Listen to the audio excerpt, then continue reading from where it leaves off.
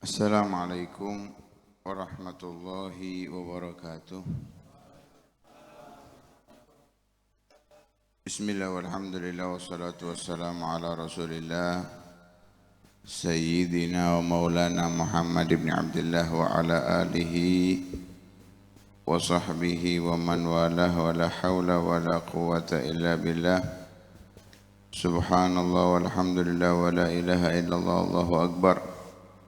ولا حول ولا قوة إلا بالله العلي العظيم عدد كل حرف كتب أو يكتب أبد الآبدين ودهر الداهرين سبحانك لا علم لنا إلا ما علمتنا إنك أنت العليم الحكيم نوينا التعلم والتعليم والنفع والانتفاع والتذكر والتذكير والإفادة والاستفادة والحث على التمسك بكتاب الله وسنة رسوله والدعاء إلى الهدى والدلالة على الخير ابتغاء وجه الله ومرضاته وقربه وثوابه سبحانه وتعالى.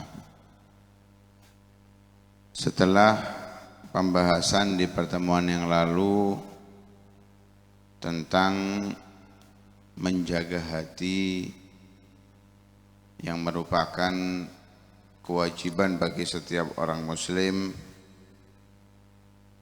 karena hati adalah tempat pandangan Allah Subhanahu wa taala.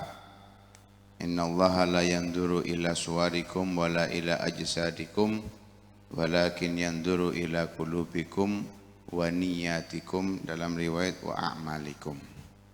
Allah tidak memandang rupa atau fisik kalian, tapi Allah memandang hati dan niat atau hati dan amal kalian.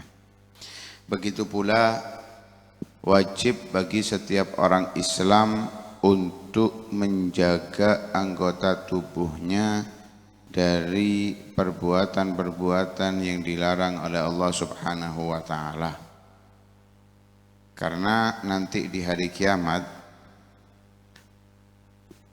anggota tubuh yang kita gunakan untuk maksiat akan bersaksi di hadapan Allah Subhanahu wa taala.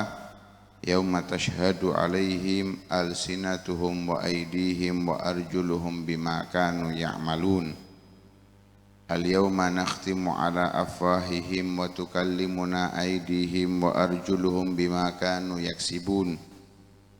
Di hari lisan, tangan, kaki akan bersaksi di hadapan Allah Subhanahu wa taala atas apa yang dilakukan oleh para manusia. Begitu juga di hari kiamat tersebut Allah mengatakan, aku bungkam mulut mereka untuk membela diri. Yang berbicara adalah tangan dan kaki mereka, memberikan kesaksian kepada Allah Subhanahu wa taala atas apa yang dilakukan di muka bumi. Karena itu menjaga anggota tubuh ini termasuk juga kewajiban dari setiap orang muslim. Kali ini pembahasan mengenai maksiat-maksiat hati. Famin ma'asil qalbi asyakku fillahi ta'ala wal amnu min makrillahi wal qunutu min rahmatillahi ta'ala.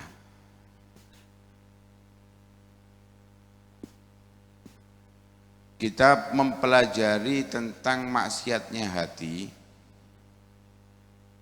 tujuannya agar kalau memang ada di dalam hati kita maksiat-maksiat tersebut, atau kalau bahasanya Al-Imam Abdullah bin Alwi al-Haddad dalam kitab Nasahud Dunia adalah amradul qulub, penyakit-penyakit hati. Kalau memang itu kita miliki, agar bisa kita buang, kita bersihkan. Qad aflaha man zakkaha wa qad khaba man dassaha. Beruntung orang yang mensucikan hatinya dari penyakit-penyakitnya, dan akan merugi orang yang mengotori hatinya. Jadi kalau ada penyakit itu keluar, ada pada diri kita harus kita keluarkan. Ada di dalam hati kita harus kita buang. Orang yang beruntung yang membuang kotoran dalam hatinya. Bukan orang yang memang hasil dari awalnya bersih, itu aja yang beruntung, bukan. Di antara yang beruntung adalah orang yang membersihkan hatinya, asalnya ada kotorannya. Tapi dia mau membersihkan, menghilangkan kotoran-kotoran, penyakit-penyakit dalam hatinya, ini orang yang beruntung. Kalau memang enggak ada, alhamdulillah kita bersyukur penyakit itu tidak ada pada kita, tapi juga kita harus mungkin ketidaktahuan kita atas penyakit hati itu ada pada kita, itu juga harus kita perhatikan. Kita merasa enggak ada, itu perasaan kita. Mungkin ada, kita enggak nyadar. Mungkin ada, kita enggak nyadar. Kita bersyukur kalau memang kita merasa tidak ada, tapi juga kita tidak boleh merasa sombong dengan bersihnya hati kita dari itu, karena khawatir ternyata saya enggak tahu ada penyakit itu pada hati kita. Atau kalau memang benar-benar enggak ada, supaya kita bisa menghindari, oh ini bahaya, harus rambu-rambu lalu lintas ada merah, kuning, hijau. Kalau orang enggak tahu, nyeludur aja wis. Gak ro abang, gak ro hijau, gak ro kuning, nyeludur aja. Tapi kalau tahu, oh merah itu untuk berhenti, kuning itu untuk hati-hati. Kalau memang dari hijau ke kuning berarti hati-hati. Kalau dari merah ke hijau siap-siap. Dari merah ke kuning siap-siap. Hijau baru jalan. Ini tahu. Ini tahu. Kalau enggak tahu, nyeludur tabrakan nyalano wong. Padahal salah dewi. Sama dalam penyakit hati itu, kalau kita tahu, kita bisa menghindari. Resiko-resiko yang akan terjadi bisa kita hindari. Yang pertama, yaitu asyakku fillah. Bahkan Al-Habib Abdullah bin Al-Haddad, beliau mengatakan dalam kitabnya Nasihuddiniyah, fa'awwalu dzalika annahu yajibu 'alal insani an yuzakkiya qalbahu wa yutahhirahu min radhilati syakki fillahi wa rasulihi wad daril akhirah. Pertama, yang wajib untuk dilakukan oleh seseorang itu membersihkan hatinya, menjernihkan hatinya dari hinanya memiliki rasa ragu kepada Allah, ragu kepada Rasulullah, dan ragu tentang surga atau neraka. Ini sangat bahaya. Afillahi syakkum fatiris samawati wal ard. Apakah masih ada keraguan dalam Allah Subhanahu wa ta'ala yang menciptakan langit dan bumi? Tapi kalau ditanyai, oh enggak, saya yakin kok kepada Allah. Yakin kepada Allah. Cuman kalau ada dua hal yang bersamaan, satunya itu ibadah, satunya itu pekerjaan bareng, anehnya milih pekerjaan. Tapi kalau ditanyai, saya yakin kok kepada Allah. Lah kalau yakin pada Allah, yang ngasih rezeki itu, yang nyewa kita, yang nyuruh kita, yang memperkerjakan kita, atau Allah Subhanahu wa ta'ala? Ini bahaya. Seakan-akan dia menyatakan, oh lebih penting majikan saya daripada Allah Subhanahu wa ta'ala. Ya mungkin kalau itu bukan ilmu yang wajib. Ya mungkin kalau memang dia melakukannya itu dalam kondisi mencari kebutuhan nafkah ya, harus kita garis bawah itu, nafkah, kebutuhan, bukan keinginan, bukan untuk seneng-seneng, kebutuhan. Kebutuhan itu kalau untuk makan sehari sekali itu butuhnya, itu kebutuhan. Selebihnya itu bukan kebutuhan. Lah kalau memang untuk kebutuhan, hukumnya memang fardu ain bagi dia. Ilmu yang bukan fardu ain ya jelas lebih mulia, lebih diutamakan bekerja untuk menjadi kebutuhan, untuk nafkah. Tapi kalau bukan untuk kebutuhan dan juga ilmu yang dicari itu terlebih fardu ain, maka bohong kalau dia menyatakan saya enggak ragu kok sama Allah Subhanahu wa taala. Saya yakin kok kepada Allah Subhanahu wa taala. Padahal Allah sudah menyatakan dalam Al-Qur'an, wa ma min dabbatin fil ardi illa 'alallahi rizquha wa ya'lamu mustaqarraha wa mustauda'aha. Setiap hewan melata, manusia termasuk, karena manusia itu adalah hayawanun natiq. Setiap makhluk hidup yang ada di muka bumi ini rizkinya berada dalam tanggungan Allah Subhanahu wa taala. Masih ragu kita. Nabi SAW juga menyatakan, lupa saya teks hadisnya itu, la yastakmilu la yamutul maru hatta yastakmila rizqahu atau hatta yastawfiya rizqahu, atau kama qala Nabi SAW. Dalam hadis Nabi mengatakan, inna ruhal kudusi nafatha fi ru'i.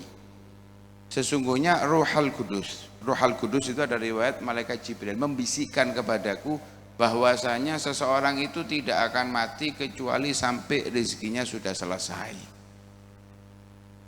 Rezekinya sudah selesai baru meninggal. Lah, Allah sudah menyampaikan, Nabi sudah menyampaikan, kok kita masih ragu? Apalagi sampai mengucapkan, oh cerita surga dan neraka itu apa itu? Ramalan. Hati-hati. Ini termasuk asyakku fillah wa fi rasulihi wa daril akhirah. Yang kedua, daripada maksiatnya hati itu adalah al-amnu min makrillah. Merasa aman daripada makrullah. Apa makrullah itu? Makrullah itu Allah berikan kenikmatan kepada seseorang padahal dia masih dalam kondisi melanggar apa yang diperintahkan oleh Allah Subhanahu wa taala atau melakukan apa yang dilarang oleh Allah Subhanahu wa taala. Ibaratnya doyan maksiat, gak tahu sholat tapi kok rezekine lancar, kok koyoke enak.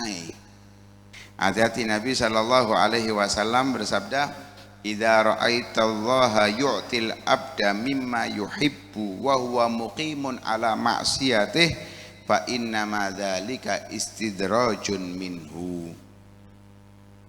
Bila kamu melihat bahwa Allah Subhanahu wa taala memberikan sesuatu kepada hamba yang ia senangi, hambanya dikasih apa yang dia senangi. Ya, kita minta A dikasih oleh Allah A, kepingin rumah dikasih rumah, pingin mobil dikasih mobil. Apa yang diminta dikasih oleh Allah Subhanahu wa taala. Padahal kita masih hidup kita ini apa? Bergelimangan dengan maksiat. Banyak lupa kepada Allah Subhanahu wa taala. Tapi kok lancar-lancar aja, doa diijabahi. Oh, berarti saya ini Masya Allah, hati-hati. Itulah yang dikatakan makrullah, tipu daya Allah Subhanahu wa ta'ala.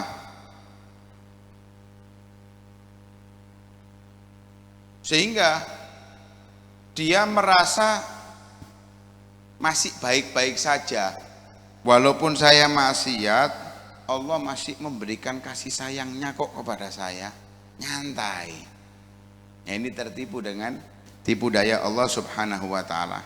Allah jelaskan dalam ayat Al-Qur'an, "Fala ya'manu makrallahi illal qaumul khasirun." Tidaklah seseorang merasa aman daripada tipu daya Allah kecuali orang itu adalah orang-orang yang rugi. Karena saat itu orang yang masih dalam kondisi banyak maksiat, banyak lupa kepada Allah, kok enak-enak aja, nyaman-nyaman aja, apa yang diinginkan itu terkabulkan, maka itu adalah istidrajun minhu.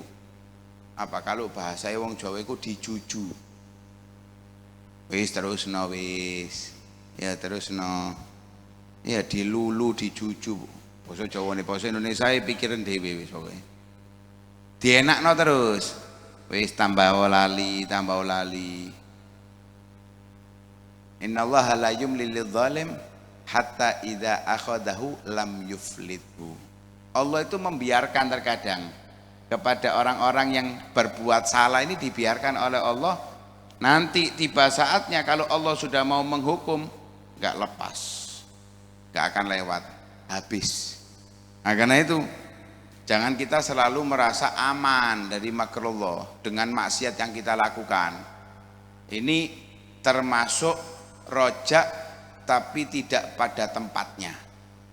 Berharap rahmatnya Allah, kasih sayangnya Allah tapi tidak pada tempatnya. Orang yang berharap kasih sayang itu kan mendekat, ngalem ke orang tua. Kalau kepingin disayang orang tua, kepingin dikasih hadiah oleh orang tua, dia mendekat ke orang tuanya, ngerengek kepada orang tuanya, dikasih.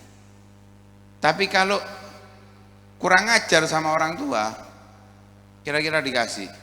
Nggak dikasih. Kalau dikasih berarti wong tuane wis gregetan, wis ndang mati ya mesisan. Ya. Ndang mlebu penjara oh mesisan. Itu berarti orang tuanya sudah gak kuat wisan.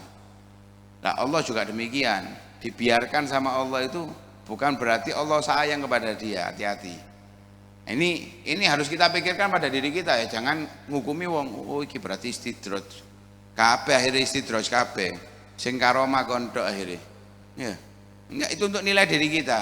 Waduh, saya ini kok banyak lupa, lancar-lancar aja rezeki. Jangan-jangan saya dijuju, diluluh sama Allah Subhanahu wa taala. Kok dienakno? Tobat. Ya, dari maksiat, apa yang dilarang oleh Allah kita tinggal. Kemudian yang ketiga, wal qunutu min rahmatillah. Putus asa daripada rahmatnya Allah Subhanahu wa taala.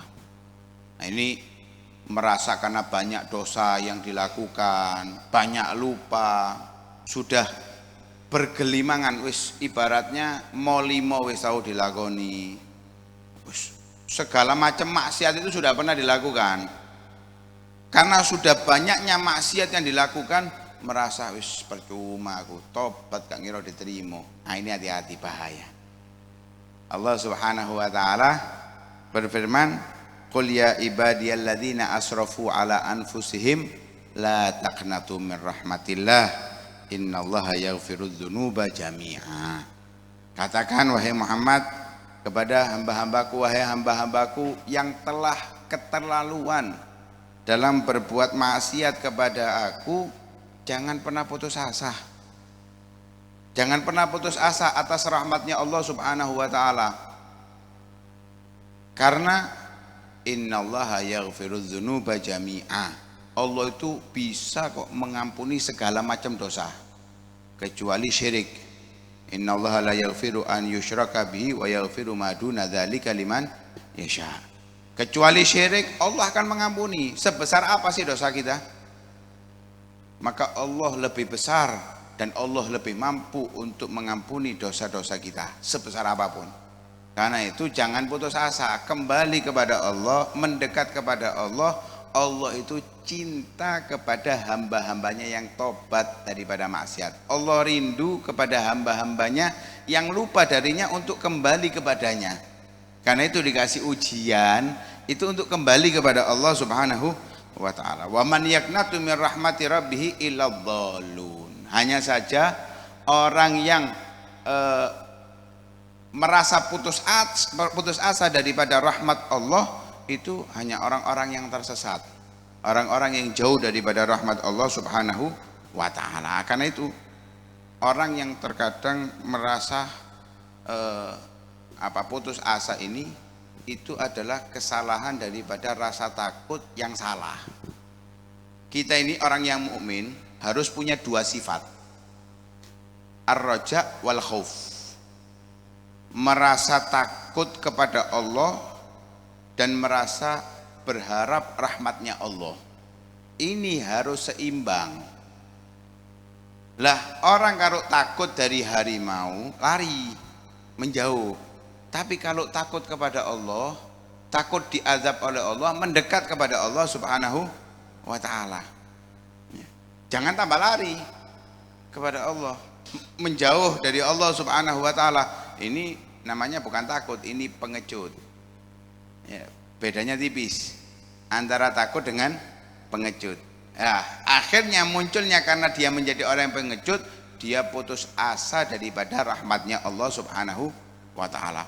Keterlaluan dalam berharap kepada Allah sehingga melupakan bahwa Allah itu bisa mengazab hamba-hambanya. Nabbi ibadi anni anal ghafurur rahim wa anna azabi huwal azabul alim. Kabarkan wahai Muhammad bahwa aku ini zat yang maha pengampun lagi maha kasih sayang, tapi juga azabku adalah azab yang amat pedih. Allah punya sifat rahmat yang besar, Allah juga punya murka yang besar. Nah, kita harus mendekat kepada rahmat Allah, menjauh daripada murka Allah Subhanahu wa ta'ala, dengan harapan yang besar kepada Allah dan rasa takut yang besar kepada Allah Subhanahu wa ta'ala, tapi tidak sampai dalam ke batas putus asa atas rahmat Allah Subhanahu wa ta'ala. Mudah-mudahan Allah Subhanahu wa ta'ala memberikan kepada kita keyakinan kepada Allah Subhanahu wa ta'ala. Allah jauhkan kita daripada maksiat-maksiatnya. Allah berikan kita rasa berharap yang besar kepada Allah Subhanahu wa ta'ala, tapi tidak melalaikan kita atas ketaatan dan perintah-perintahnya. Dan Allah Subhanahu wa ta'ala juga menganugerahkan kepada kita rasa takut kepadanya yang tidak membuat kita melalaikan perintah-perintahnya. Amin amin ya rabbal alamin. Assalamualaikum warahmatullahi wabarakatuh.